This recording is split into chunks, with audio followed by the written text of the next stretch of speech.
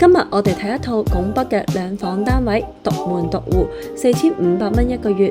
咁入邊咧保養好新淨嘅，入嚟呢度咧係一個廳，咁佢係一間高樓層嘅單位嚟嘅，景觀視野都唔錯。呢度咧有一個廚房位置，咁廚房都比較寬闊。呢個單位咧最神奇嘅地方咧係佢係兩間房，但係佢有兩個洗手間，咁所以咧係兩個套房嚟嘅。如果係兩對夫婦啦，或者係兩個朋友啦，想喺拱北呢啲旺嘅地方咧租翻間屋嚟享受下，或者過嚟度假下係好啱嘅。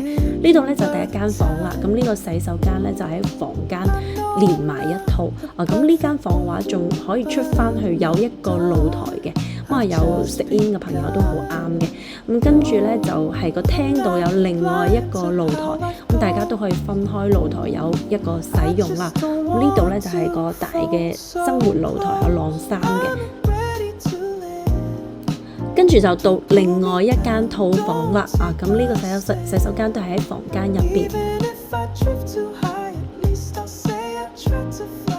OK， 咁呢一間咧就係大套房。咁呢一間樓咧，佢嘅樓層係會比較高嘅，視野景觀都好唔錯。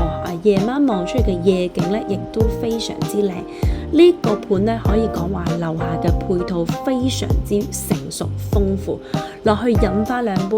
夜晚想食個宵夜，只有你諗唔到，沒有呢度沒有嘅嘢。